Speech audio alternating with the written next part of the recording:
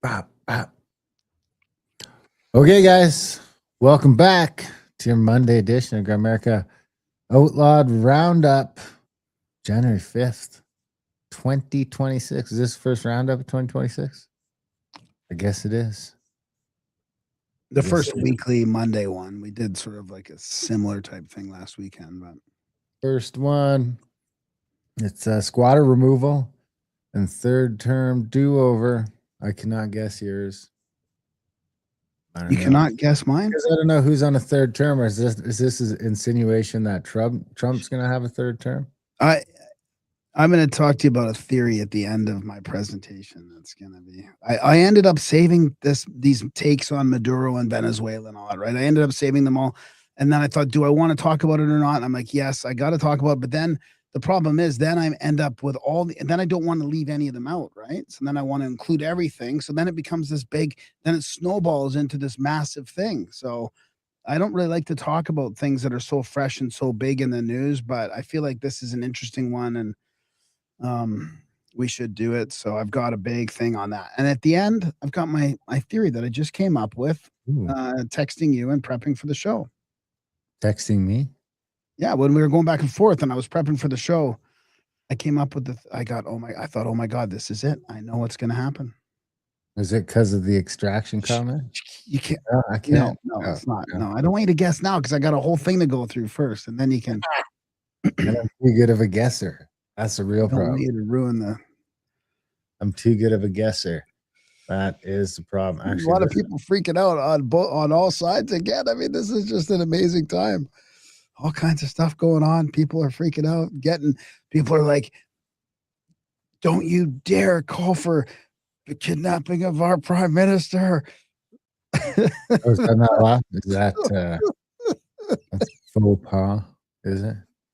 Well, I'm gonna start with this. I guess it's treasonous if people joke around about like coming up here to kidnap other people. Man, they were saying also they were talking about doing way worse things to Trudeau. You know, It's kind of weird. It's like, well, he hasn't been indicted twice by the Supreme Court. well, I don't want to get into that until you do your thing because all my comments are going to lead to the same sort of conclusion, and it's just going to ruin your whole thing. But okay. Yeah, let's I did want to start with this. I'm going to go to the Hindustan Times. I don't know what this is. Is it probably some Indian newspaper? I'm assuming, but it is in English. So this says 1 million Indians in Canada lose legal status by mid 2026. According to data from Immigration, Refugee, and Citizenship Canada, or IRCC, approximately 1,053,000 work permits expired by the end of 2025, and another 927,000 will do so in 2026. Canada could soon have to come with a deluge of undocumented immigrants, nearly half of them from India, as record numbers of work permits expired in 2025 and will continue to do so in 2026. According to data from Immigration, Refugees, and Citizenship Canada, or IRCC, approximately 1 million work permits expired by the end of 2025 and another blah, blah, blah. These statistics were obtained by Mississauga-based immigration consultant Kanwar Sira, who shared them with the Hindustan Times.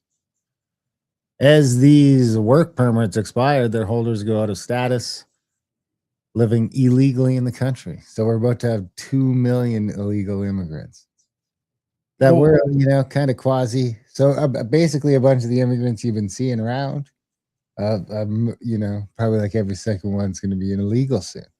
Because it's not going to go. They're not going to go home, and because they're. I mean, how many do you think? How many think go home? Well, I mean, the way Canada's going, more than we think will go home. I don't know, man. I mean, didn't our population go down last month or last quarter for the first time? It did, but I mean, a lot of people are dying. A lot of people going to the States, which isn't going to be an option for a lot of undocumented Indians. I haven't been to India. You have been to India. So no, I haven't been to India. No, you haven't. I almost did. I almost went. Because my assumption is that, I mean, I haven't been to India either, but I mean, the part of India that these guys are coming from is probably not great. It's probably like even a shitty Canada is better than what they got going over there. And they got like they're starting Dude, to get a you don't stranglehold have on the government. Why not just try and keep it up when you're starting to get a stranglehold on the government? It's like in BC, you're like 3 elections away from being a votable bloc that could become a majority party just of migrant Indians. well, the And then winter there's for one thing. I mean, even putting aside Canada's economy, 6 months of snow and the winter driving and, having to get all your I hope you're right. I hope you're right. I will pray to whatever gods you pray to. Living illegally in the country unless they transition to another visa or obtain permanent residency. Each of these pathways has narrowed with the Canadian government, has continued the process of curbing immigration, particularly the non-permanent categories that include international students and temporary workers, while also introducing new norms to mitigate burgeoning asylum claims.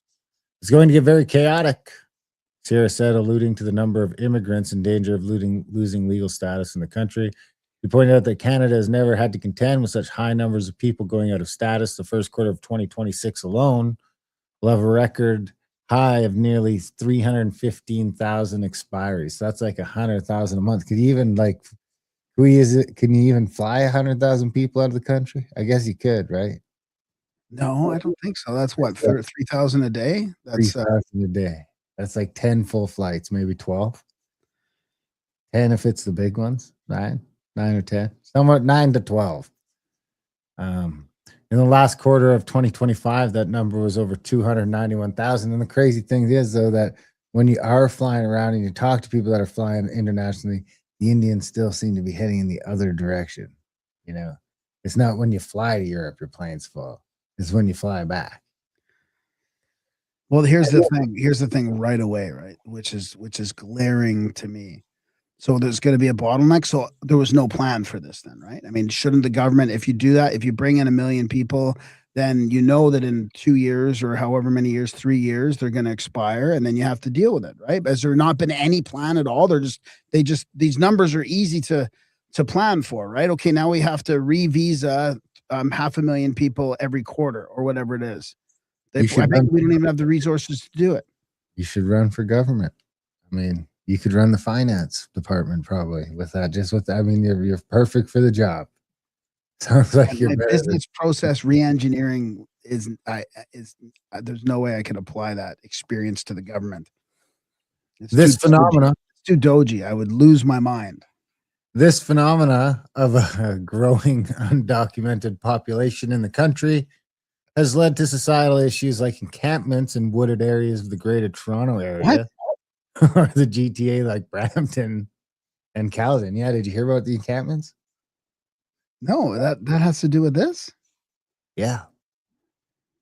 Brampton-based journalist Nitin Chopra, who documented one such tent city there, said there was anecdotal information of out-of-status immigrants from India working for cash and fly-by-night operators, opening bureaus for marriages of convenience. Wow, that sounds great. Because I'm assuming that's like marry me for papers. I guess. You get paid for something like that? I mean, I don't know how that works. Groups like Now John Support Network, an activist group for workers' rights, are planning to protest the evolving immigration situation in January, including the crisis of expiring permits. What are they protesting? They knew this. I don't understand this. It's only for so many years. What are you protesting? Well, they were under the illusion that it would be a path to citizenship. You think it's infinity? Infinite? Infinite. So it's just infuriating, dude. I don't know. It's not the worst news though, right? I had an article to share with you, but I don't know what happened to it. It went, I guess this is a month or two ago, about a guy who was talking about the different types of people that come over and the crime syndicates and the different culture, right? Like my mom, I remember my mom telling me, because she lived in Uzbekistan, right, which used to be part of the USSR, right? And then when it split off on its own country, when Russia, when the wall fell and all that happened, right?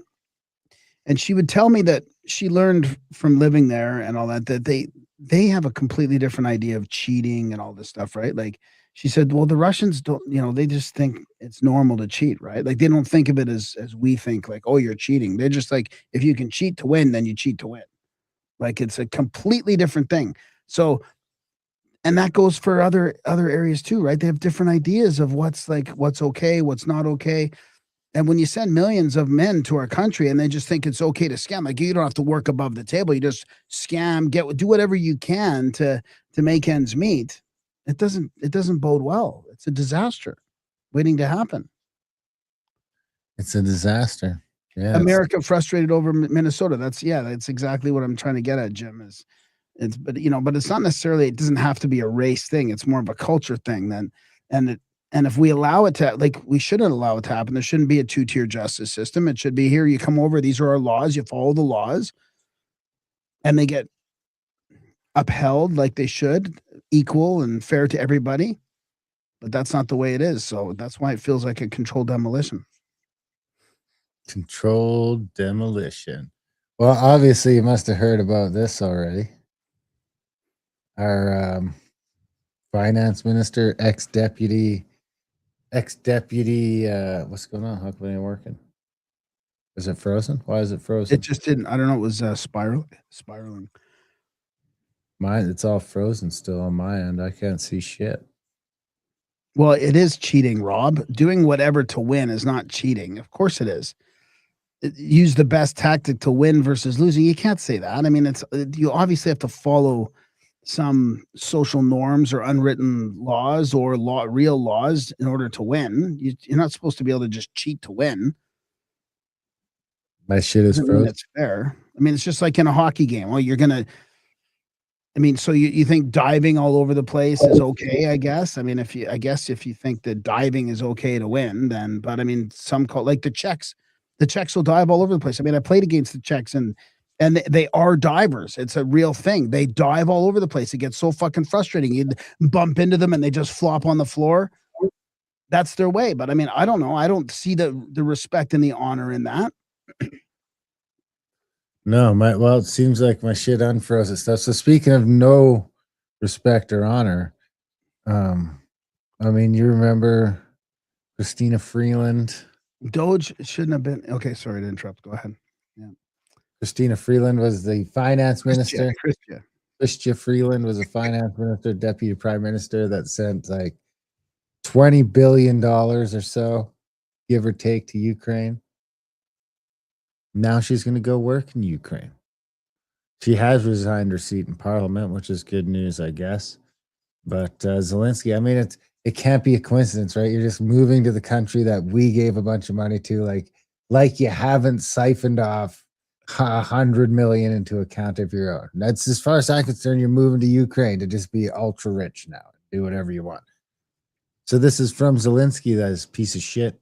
Today, I appointed Chrystia Freeland as an advisor on economic development. Chrystia is highly skilled in these matters because Canada's gone great, right? The Canadian economy is so on fire in her tenure, and has extensive experience in attracting investment and implementing economic transformations. Right now, Ukraine needs to strengthen its internal resilience, both for the sake of Ukraine's recovery, if diplomacy delivers results as swiftly as possible, and to reinforce our defense, if blah, blah, blah. So that is one of our sitting House of Parliament members is going to work for Zelensky, a person she's signed off on giving billions and billions and billions of dollars to. 20,000 million.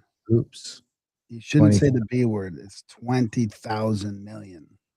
24,000 million, I think. 24,000. I mean, $24,000 is a lot.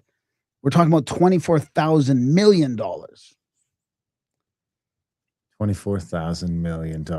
Yeah. That's messed up. Do you want to take a turn? Yeah, but mine's going to be big. So is it all the Venezuela stuff already? Yeah, it's going to be the Maduro stuff. Yeah. I mean, because I don't know how long it's going to take. So I kind of have to fit it into either this half or the second half. So I thought we might as well do that in the first half, right? I guess.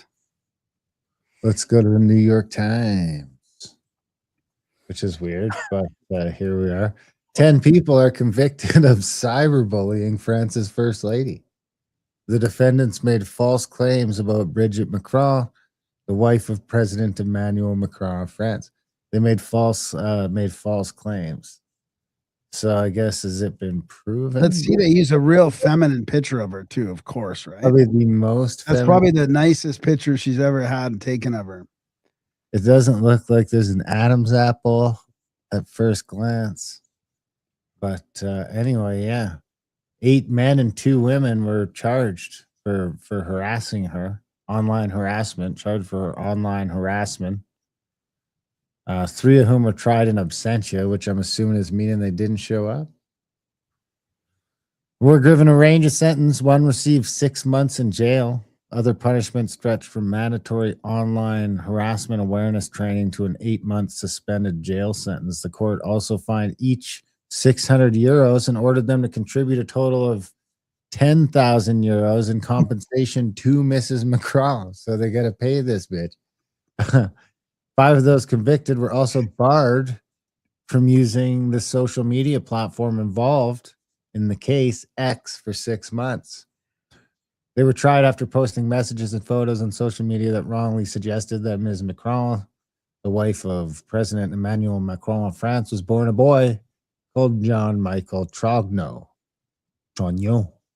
The name of her older brother. The 7 defendants tried in person denied wrongdoing, variously saying their posts were either meant in jest or constituted a legitimate debate. Only one apologized. That was probably the one that didn't have to go to jail. So anyway, Miss Macron, 72, met her husband when he was 15, and she was his 39-year-old drama teacher. She later divorced her husband and married Mr. Macron in 2007. Shit show. They're suing Candace Owens for slander in the United States. So she might have to pull it out then in the United States. Pull it out. That dude's getting a lot of money, like Rob says. Yeah, 100K, 100,000 euros for being slandered. Yeah, not a bad business. It's not a bad business. I'm sure I'm getting slandered up and down today a little bit with that stupid letter I wrote going. I found like a few posts where that people have grabbed onto it and posted it and got like more comments than I'm interested in reading. You know, as soon as it's like over 10 or 20, I'm like, Is this on Facebook or X? Facebook. I've only found it on Facebook so far, with maybe like combined 700-800 comments on it. I mean, we should probably mention it, right? So it's the Indigenous Opinion Substack, and it's called Open Letter to, who is it again? To the leadership of Sturgeon Lake Cree Nation and to Alberta's chiefs. I mean, more specifically to Chief Sunshine, the guy that's just coming out and immediately fighting Alberta separatism without using as a bargaining chip. You know, and to some extent, we need them on board if we're going to do it. There's going to be a negotiation period, and you'd think you'd be just immediately going to that. And maybe he is negotiating, you know, just in a shitty way. He's just like, nah, it ain't happening. But maybe just wants someone to pull out their checkbook.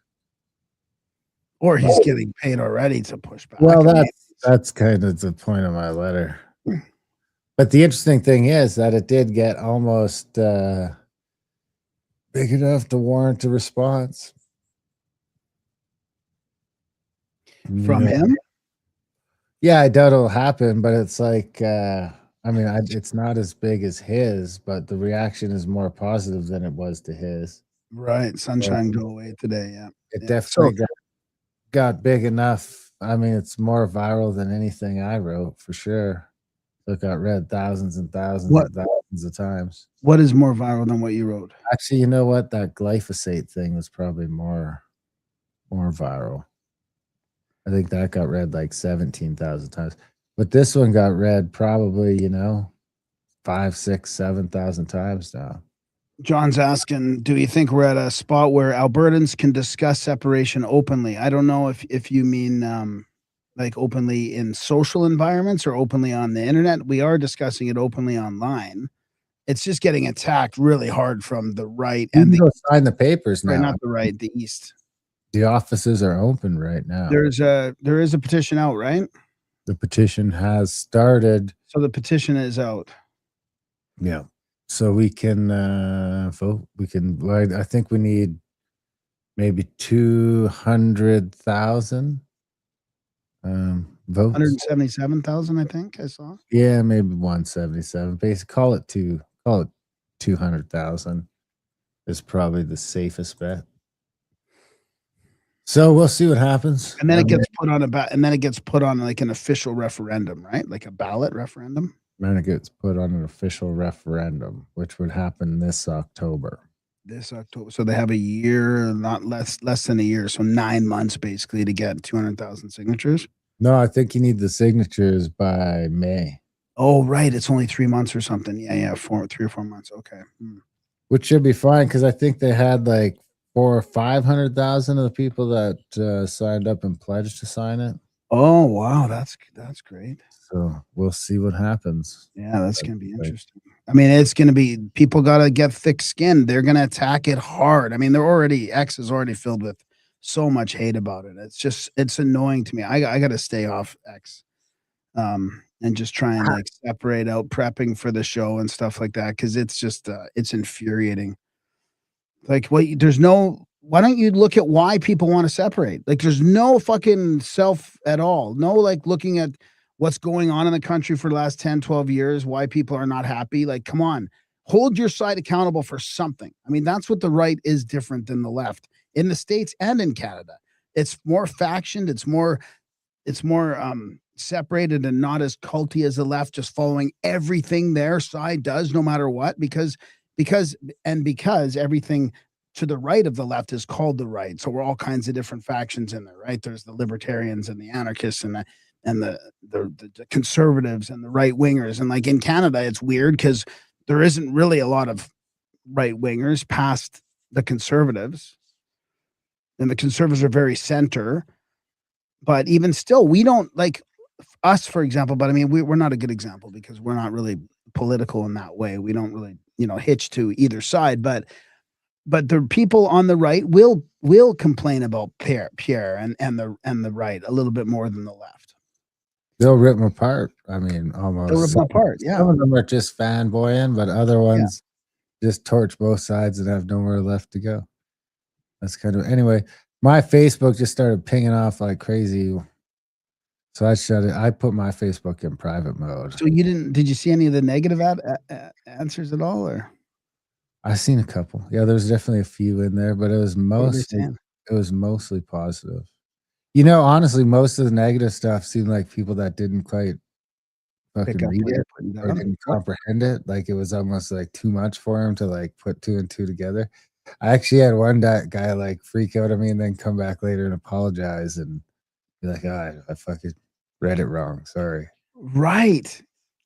I bet you they don't realize how anarchist that is, that whole thing, in a way.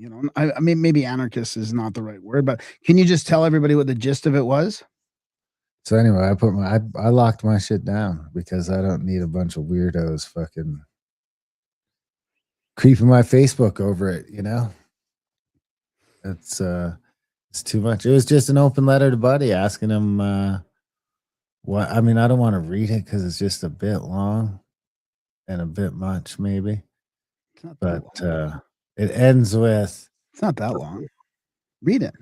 God damn it! Pull it up, and read it, and then I'll get it. Then I'll get into Well, I told you that I was happy that because it was going viral, it didn't have my fucking face attached. Oh to it. Yeah, sorry, dude. And now face to it. You read it. So it says an open letter to the leadership of Sturgeon Lake Cree Nation and to Alberta's chief. To the leaders of Sturgeon Lake Cree Nation, I am asking this openly because after 150 years of living under the so-called trust of the Crown and the federal government, nobody ever seems willing to answer it straight. What exactly about the current system is good enough for you? Is it the fact that Indigenous kids make up roughly 54% of children in foster care? Is it the suicide and addiction rates, which are many times higher than the rest of the population, 8 times higher in some places? Is it that more money than ever is being spent on indigenous issues, yet our communities are still broken, overcrowded, addicted, and dependent, with little to show for it in real infrastructure, real ownership, or real opportunity? For 150 years, chiefs from coast to coast have been bought off, managed, or absorbed into the system, and our people are the ones paying the price.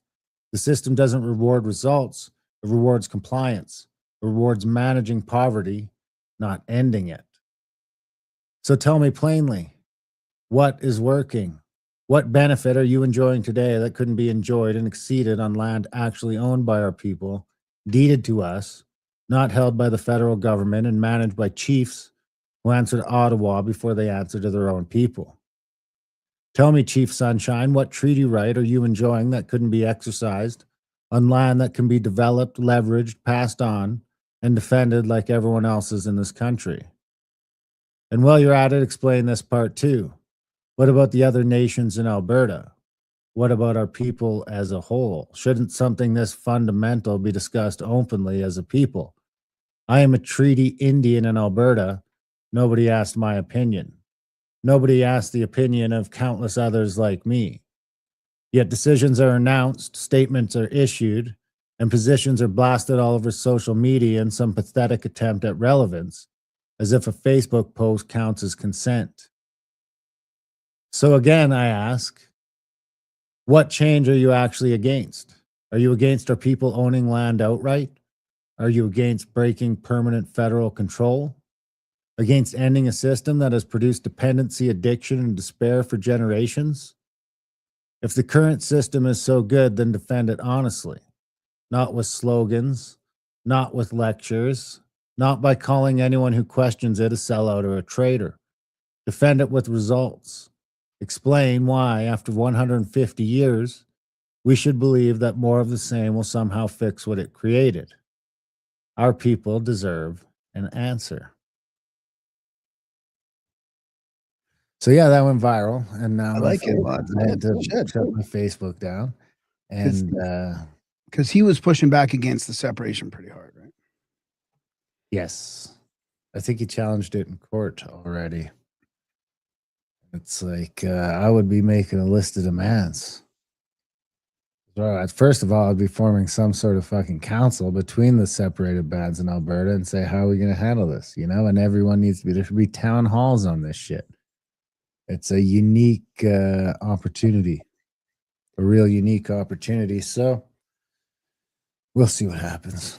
At first, I thought there was something in there about the government, being able to actually kind of have access to our land, even over and above the treaty land, like what we talked about with the city of Calgary on the show last that's weekend. like That's a different issue, right? That's a different issue. You got to deal with one thing at a time. Yeah. And like I say, I think that the Chiefs are a problem because they're getting paid, and now we don't. So it's like, because the one thing I have got is messages from like half dozen treaty Indians that are like, me and my whole family feel the same way.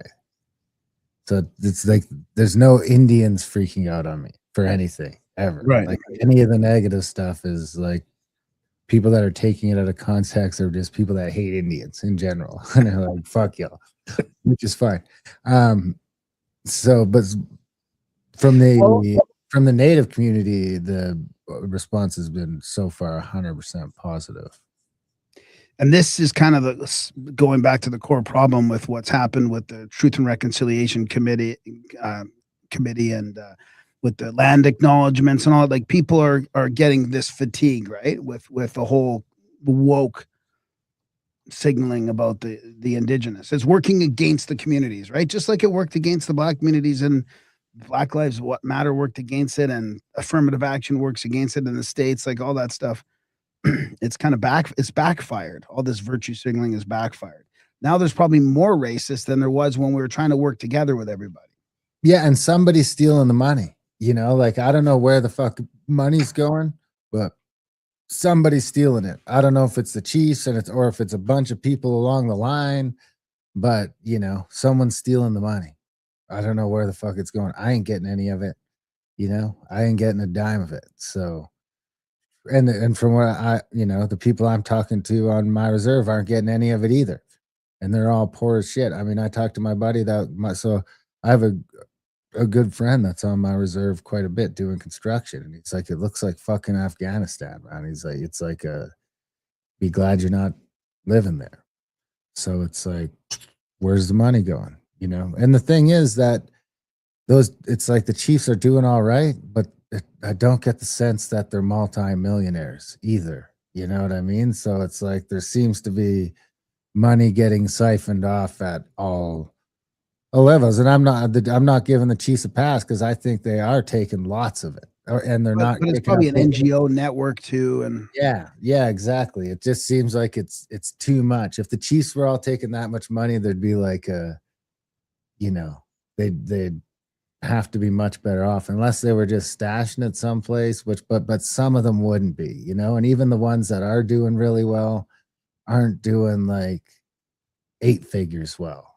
It's like a 7 figures well, or maybe low 8s well. But it's like we're talking about $60 billion or something like that they're throwing at this fucking thing a year. Where the hell is that all going? That's $100 million per reserve. $100 million per reserve. Where the fuck did that go? Yeah. There's only 2,500 people on my reserve. So $100 million a year, that would be like, either my chief has to have all shitloads of money, which he doesn't really, he's, like I say, he's got a nice truck and all that kind of stuff, but I don't get the sense that the dude's stashing, he's got millions and millions of dollars. The Indians are good at hiding money, man. We just fucking spend it. So if that was 100 million going to my res, we're talking about what, a 25th of a million each, or 250, or whatever it is, man. It's like a measurable amount of money. It's a measurable amount of money. Fucking 50 grand, something like that. Anyway, my whole point on this at the end of the day with it is like, A, I want to separate. And B, I want to, like, this is a chance for us to just not have this stupid Indian Act and everything else. I mean, we figured out whether it's maybe you're a province in the new country and you have jurisdiction there and you're in charge of the cops and you're in charge of that. But, we could figure out something that's fucking better than this easily. Exactly. And we'll never have a stronger negotiating thing with any government than we have with this government, with this movement right now. That's a really good point. If all the fucking Indians got behind it, then it'd just be like, seems way more likely to happen. You're going to work yourself into a job here. Oh, dude, I'm already fucking kidding. Dude, these guys were emailing me before this shit. You're like, look, I have a podcast. Yeah. Before you fucking get all excited about me coming and helping you out, just look at my Twitter account, please. Look at my podcast. You got to know what you're dealing with. Yeah, we'll never have a stronger negotiating thing to just start moving forward with all of it behind us. Like, actually, whether it's fucking land, whether it's a couple, I don't know what it looks like. No, ideally nobody's happy. The Indians are kind of pissed off and the fucking whites are pissed off too. Nobody's sort of happy, but in 10 years, it's a fucking bygone thing that nobody even thinks about anymore because it's done. We signed on the line. We made the fucking deal. We can move forward in a new country that's extremely fucking wealthy. That's the thing to think about. It's not like we're broke and we got to make a deal. It's like we're sitting on the 3rd largest oil reserve in the world. We got a shitload of natural gas. So it's like we have money coming out of our fucking ears. Even if oil gets cheap, it don't matter. We'll never have a problem selling oil, whether it's to the States or to someone else. So it's like there's enough money to make some fucking deals that are worth paying attention to. And the Indians are on the land already. So it's not like there'd be a huge pushback from saying, all right, carve it up. Because that's what I'm saying is it's time for the fucking chiefs and shit not to be in charge of all this land. It's like time to carve it up, man. It's for the people so they can build it up. They can do what they want with it. They can mortgage it. They can pass it down. They can, whatever they want to do with it. But it's time for the reserves to be divvied up and given to the people. And to see if a country can actually make it without starting fresh, without all this corruption.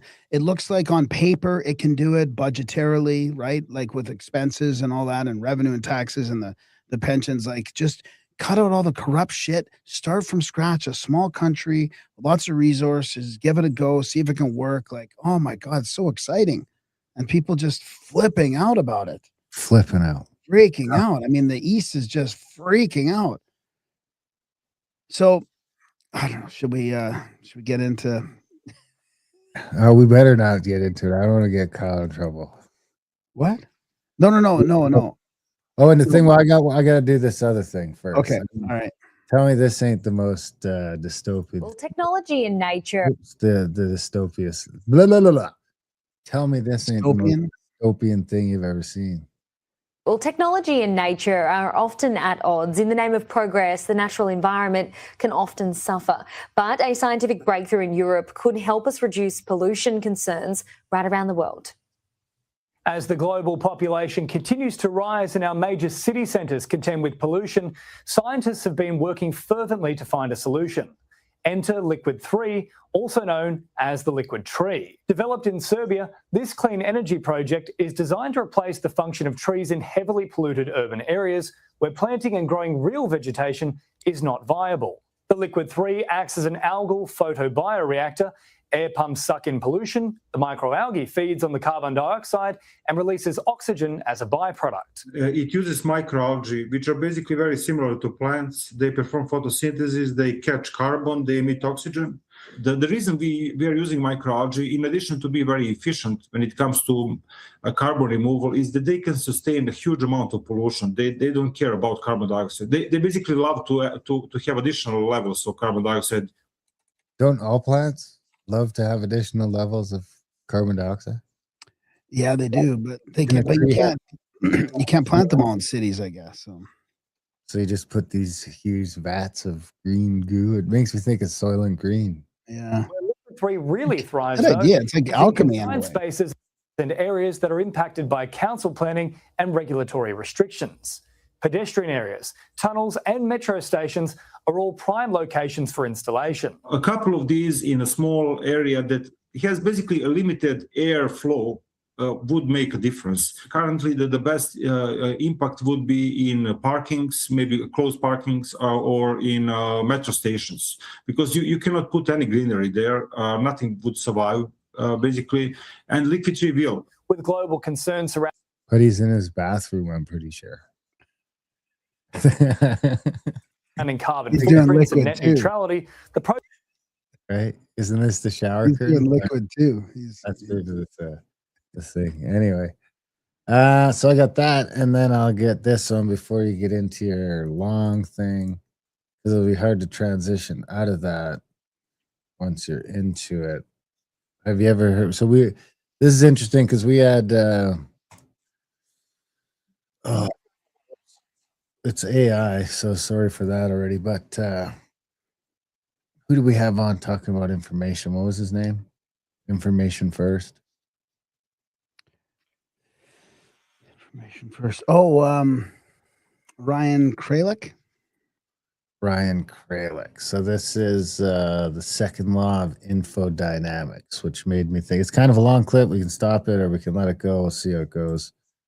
But this made me think of that episode. This is this unraveling the second law of infodynamics.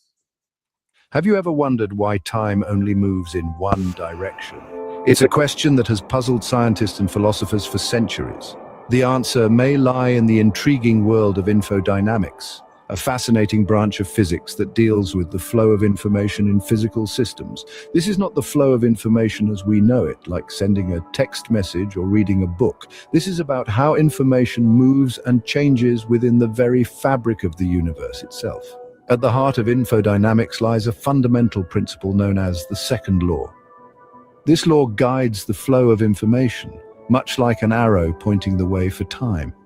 The second law of infodynamics is not just about physics, it's about understanding the nature of time itself. So, what is the second law of infodynamics and why does it matter? Well, let's dive into it. At its most basic, the second law of infodynamics is all about entropy. Now, entropy might sound like a complicated term, but it's really just a fancy way of talking about disorder. Picture a pile of sand. Each grain is in a random place, right? That's high entropy. But if you could somehow arrange each grain perfectly, that would be low entropy. Now, the second law of infodynamics states that in a closed system, that's a system where nothing is coming in or going out, entropy will always increase over time. In other words, things tend to get more disordered, not less. But where does information come into this? Well, information is a way of describing order. If you know exactly where every grain of sand is, you have a lot of information. But as the sand pile gets more disordered, you lose that information. It spreads out and becomes less ordered. This law also gives us insight into why time seems to move in one direction. You see, if you watched a movie of a sand pile becoming more ordered, you'd instinctively know it was being played in reverse. Why? Because it contradicts the second law of infodynamics. Things get more disordered as time goes on, not less. So the second law of infodynamics. So this obviously relates to AI and the entropy that Adam Curry is always talking about. Isn't just about entropy and information, it's about the fundamental nature of time itself. It's why we remember the past, but not the future. Why we can make choices that affect what happens next, and why we grow old. In essence, the second law of infodynamics is what gives time its forward direction. Why should we care about the second law of infodynamics, you might ask? Well, this law is not just an abstract scientific concept, but a fundamental cornerstone that shapes our understanding of the universe. By helping us comprehend why time seems to only march forward, never backward, it offers an explanation to our perception of time's unidirectional flow. It's like an unseen arrow, constantly guiding us from the past through the present towards the future.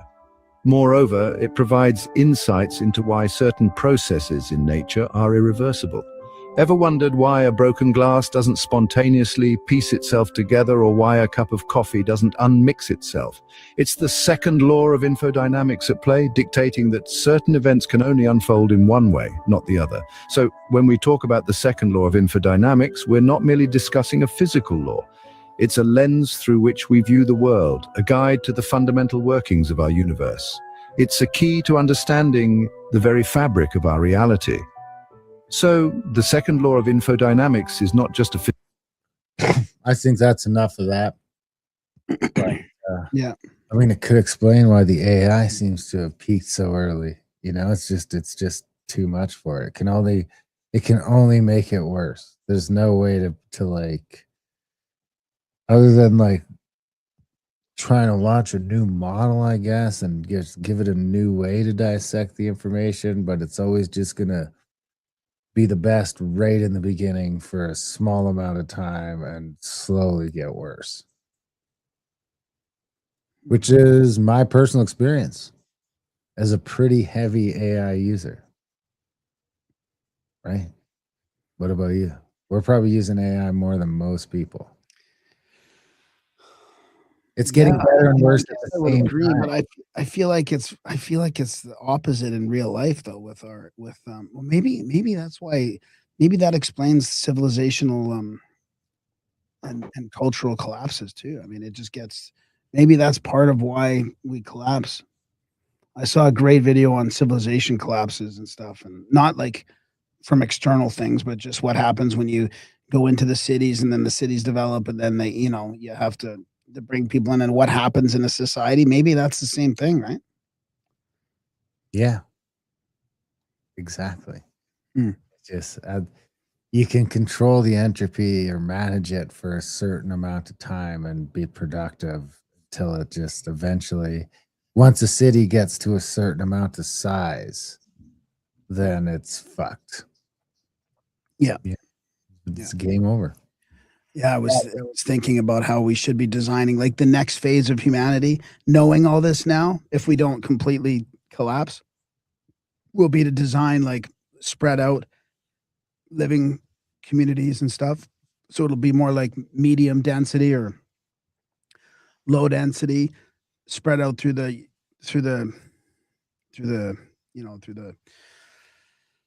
the woods or wherever, you know, the acres and acres upon land that are on the earth, and we'll have to spread out a little bit instead of going so high up and so concentrated, and have things kind of more locally sustainable. Well, I got one more. Okay, well, let's do this. What do you have for the second half? Why don't I save all that big segment for the second half on the Maduro stuff and Trump and all that, and then I'll do a couple like esoteric things in here for the end of the first half. Could do that. Could do that because we're almost out of time. Yeah. I got this one here, which is actually this chick is new mayor Mamdani. I got just looking at that guy. He looks like fucking trouble. He looks like trouble with his slick suit. I mean, he looks like a villain. He looks like a villain. He looks like an arch villain. But I might just be racist. Anyway, this is his tenant director, C. Weaver. Will transition from treating property as an individual good to a collective good. Whites especially will be impacted. No way. Anyway, you ready? Just picking out why will the white? Oh my God. Okay, do it. Go.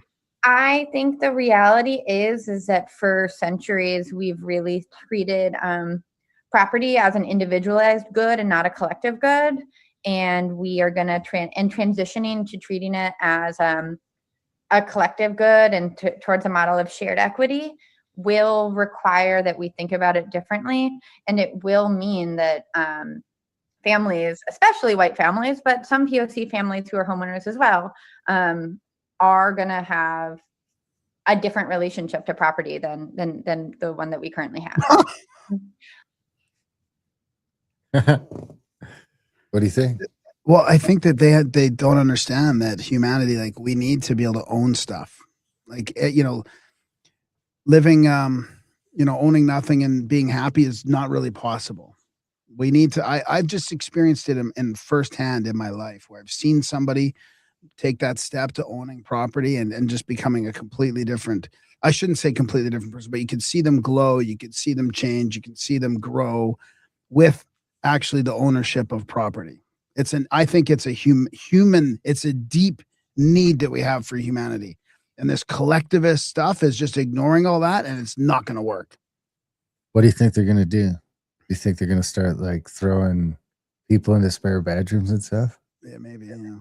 That would be like, you can't have unoccupied houses. No Airbnbs first, like no unoccupied houses, and then no air POC. So it'll be air POC.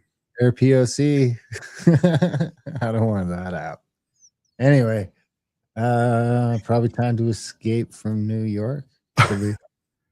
Fuck you, Kyle. Also, only racist. All right, just kidding. I love you, buddy. Where do you want to go next? You want to take a turn? Everything I got can almost wait till the. Oh wait, I didn't do my squatter thing yet, though. Okay, yeah, keep going. I can just do the second half, and I'll save all that esoteric stuff for later, for another time. So this is a exit strategy for us. As God damn it. As you know, if we need to, we have if the donations keep going down, we got a chance to get it. If we can't get enough people to sign for Plus. California man armed with a samurai sword, grenades, AR-15s, and M90 shotgun. I mean, this sounds awesome too. M90 shotguns offer squatter removal service with a 95% success rate. What?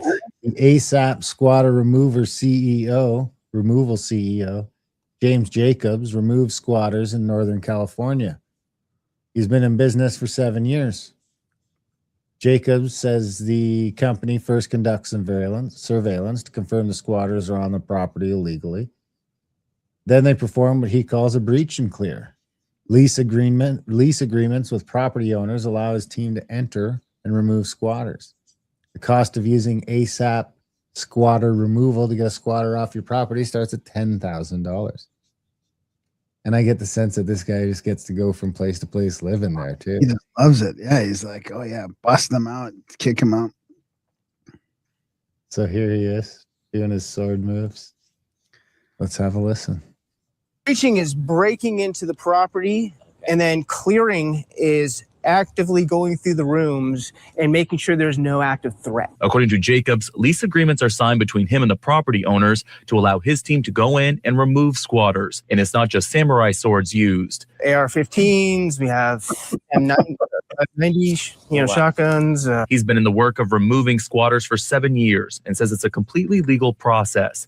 I talked with Cron 4 legal analyst Stephen Clark, who says that might be the case, but that the tactics used to remove someone from a property could lead to a criminal liability. The samurai sword is a deadly weapon, and if there was a confrontation with a tenant or someone overstaying on the property, and that samurai sword was used to inflict injury, that could result in a criminal prosecution. Clark recommends going through law enforcement and the court process required to remove someone from the property. Jacobs disagrees, saying he's well aware of the risks, which is why he takes precautions to avoid legal battles down the road. I have a $1 million insurance policy. I have an in-house attorney. Heck, people make wrongful claims against my business all the time just to try and get money.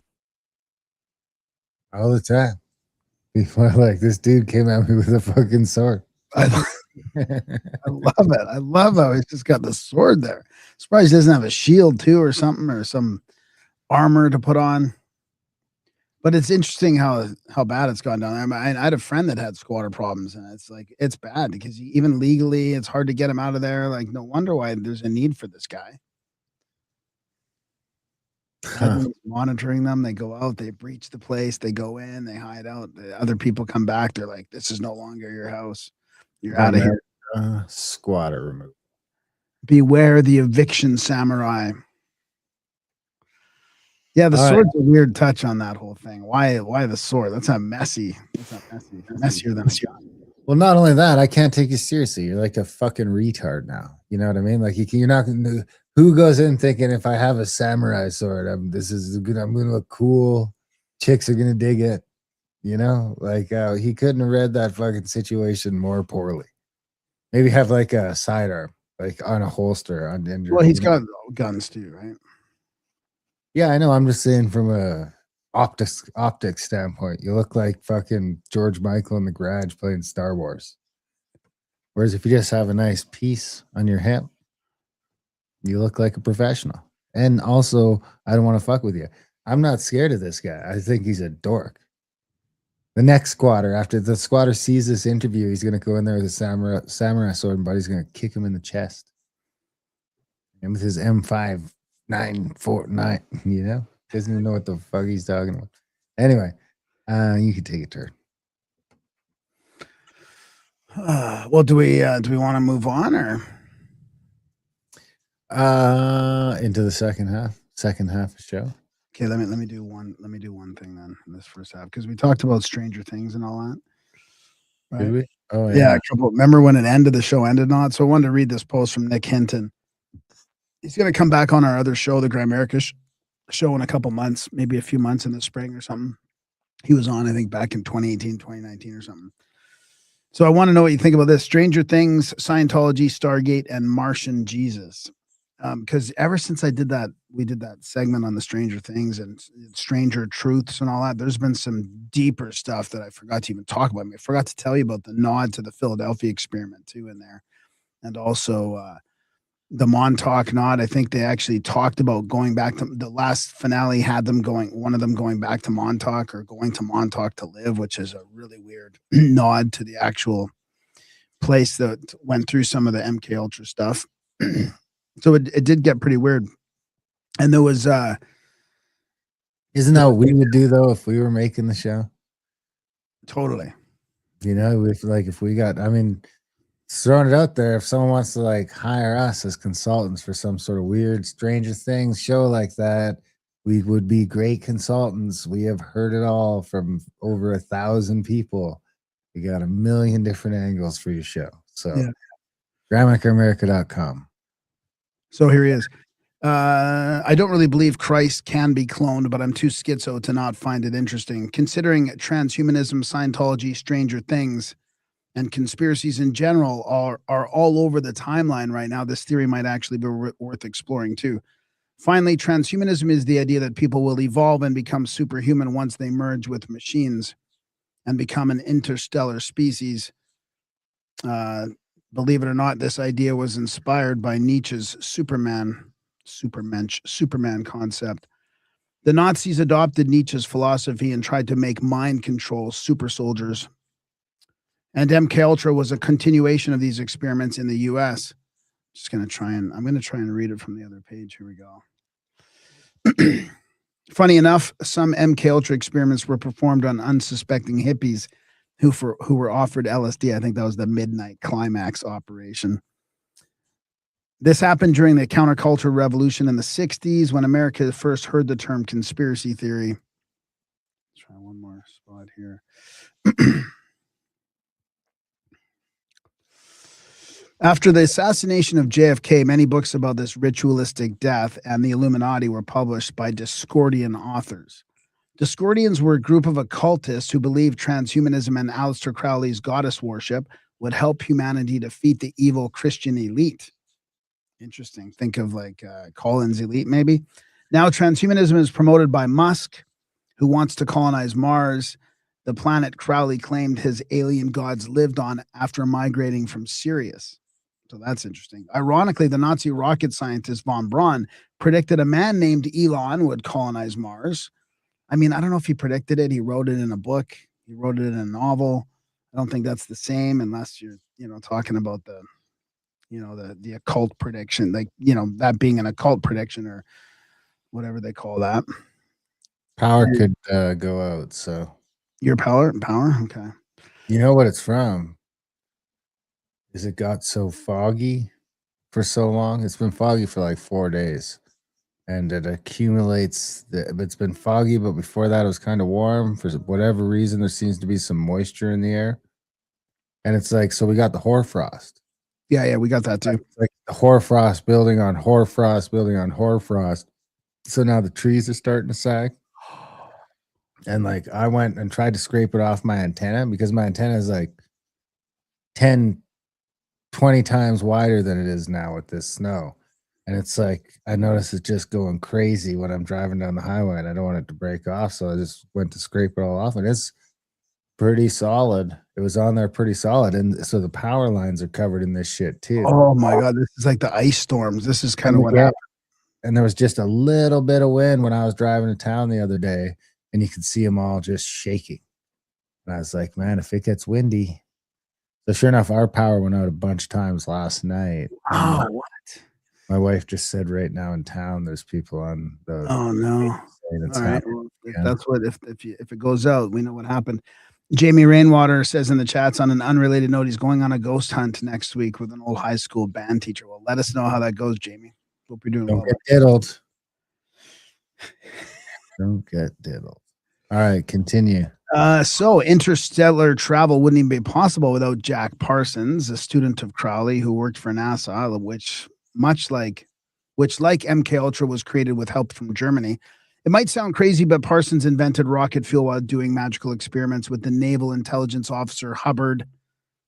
I didn't know L. Ron Hubbard was Naval Intelligence, or is that just the OSS before CIA? Because this all happened right around the beginning of the CIA. Yeah, I don't know. I wouldn't be surprised. In fact, they tried to summon Crowley's mother goddess together in 46, right before one of the biggest UFO waves in American history. We've talked about that a lot. Then Hubbard went on to found the Church of Scientology, which promises its members immortality through cloning and other space-age technologies. However, Hubbard and Parsons both wanted to be the Antichrist, so they started a magical war with each other. Supposedly, this is why Parsons died in a chemical explosion in 52. Afterwards, his witchy wife went insane and started having visions. She said alien saviors from Mars would rescue people in UFOs during the apocalypse her husband had intentionally initiated. So we're getting back to Mars again here, right? Saviors from Mars.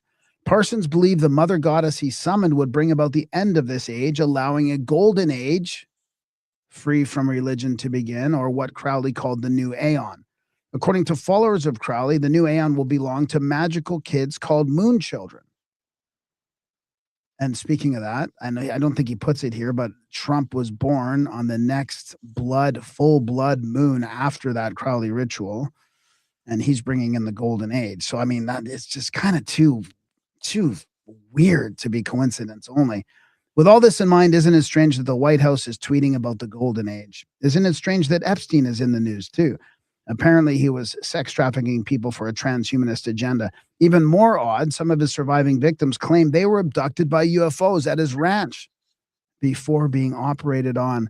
So what does Stranger Things have to do with any of this? Well, the Netflix show was actually based on the legendary conspiracy theory called the Montauk Project, which was supposedly a continuation of a Nazi super soldier program and Crowley's plan to create an army of psychic moon children, hence Stranger Things' hero. The Montauk Project was popularized by a series partly true but mostly fictional books written by people who were probably hucksters and agents. They were known to hang around certain scientists in Project Stargate, which was basically the CIA's attempt to rebrand MK Ultra as something new agey and cool. Anyways, one of the authors, Preston Nichols, had a relationship with Andrea Puharich, who ran a very real mind control operation on supposed alien abductees, mediums, and children in Maine. Preston does not mention this, though. Instead, he claimed Montauk, New York, was where kidnapped children were taken. I mean, it goes so much deeper than this. This Nick's thing just scratches the surface. I mean, Puharich was the stepfather of Parsons. So there's that connection. There's the connection with Ghislaine and Frank Molina, you know, that connects to the Suicide Squad rocket group. I mean, it gets pretty deep. He also claimed that this was because Montauk was the location of a portal opened by Crowley, which the government had built a laboratory on top of. I mean, this is what Stranger Things was, right? It was called Camp Hero, and it really exists. What really happened there is questionable, though, considering Preston made even crazier claims. He said the scientists that were using technology invented by Tesla to widen the magical portal and make it capable of teleporting kids to other planets, as well as sending them forwards and backwards in time. The kids, of course, had to sit in a magical chair and power this portal with their psychic abilities, just like in Stranger Things. But what Stranger Things never mentioned was that Preston claimed came through the portal. Apparently, it wasn't a demogorgon, but it was a creature similar to Bigfoot. According to real-life subjects of Project Stargate, Bigfoot is an alien from Mars. So this is kind of an interesting detail. Preston said that beings from Sirius came through the portal too, and gave the scientists the internet. This definitely sounds fake. However, it seems somewhat symbolic. The World Wide Web was actually created at CERN, which does look like a portal. It was also created with the help of ufologists like Jacques Vallée, who worked on ARPANET. Funny enough, Vallée also made the first computerized map of Mars. And speaking of Mars, hasn't Elon talked about buying CERN? Didn't he name his company after Tesla? Didn't Trump's uncle have access to Tesla's time travel documents? But I digress. Preston's claims go on and on. The most famous example of Montauk's supposed connection to the Philadelphia experiment, another legendary half-true conspiracy theory. So I don't think I'm going to get into Philadelphia. We kind of know about that. There was something about Christ's crucifixion. Most interesting part comes when they travel back time to Christ. They travel back to Christ's crucifixion and take some of his blood so they could use the DNA to clone him and create the Antichrist. They plan to put an android brain in the clone so they can control it in the second coming. I guess they did this very, very far away. When the Antichrist comes back, it'll be on pay-per-view. At an underground facility on Mars. So maybe Elon already has a transhumanist colony there. Maybe the Martian saviors Parsons' wife talked about looked like Jesus. I highly doubt any of this, but I do believe they will try to pull a very schizophrenic psyop at some point, and that will include a little bit of everything, so it might deceive everyone. So they're talking about, yes, it seems they're staging these fictions to appear real. Why else would they tell us CERN is literally trying to time travel? And why would the Vatican work with CERN? And then they talk about the DNA in the Shroud of Turin. That show we did not too long ago about the Shroud of Turin. Didn't they have access to Christ's DNA in that shroud? But some Vatican scientists really think it was, of course, JPL. Did you know that Jack Parsons first studied the shroud? I don't know if there is DNA in the shroud, is there? It's just like some sort of weird other thing. It's not as simple as DNA. It's like some sort of light phenomena. I think we asked about that, right? Yeah, it's like protons or something were emitted through it. So I'm gonna. I think I'm gonna stop there on this one because I do want. I mean, he does get further into some other stuff there about that. In one of the time machines in Dark, that's the show from Europe.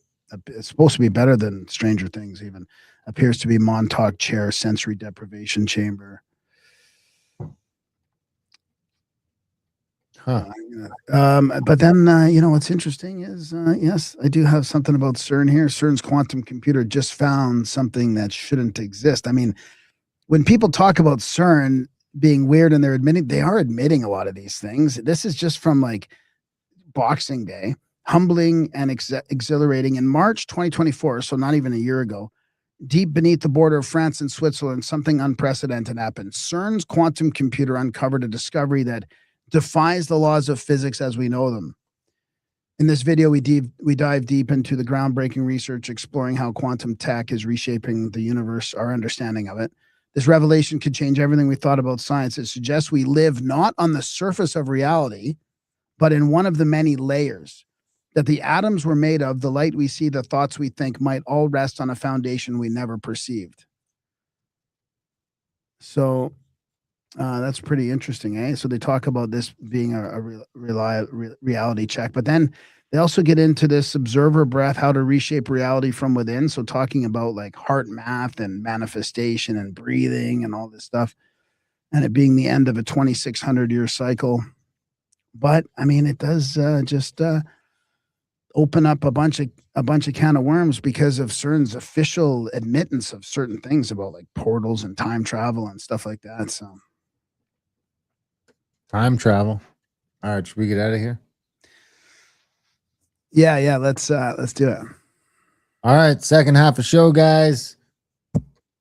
GrowAmericaOutlawed.ca. Sign up today.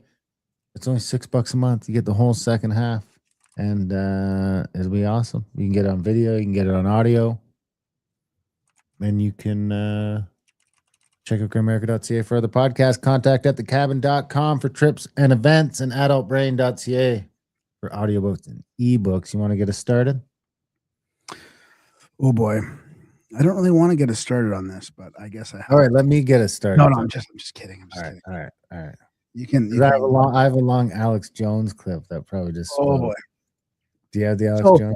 You know what? Before I start, no, I don't have that Alex Jones clip, but I've got clips of him getting excoriated from other people about all this. But what I do want to say is I'm not like hanging my hat on any of these theories. I'm going to read a bunch of different opinions. It doesn't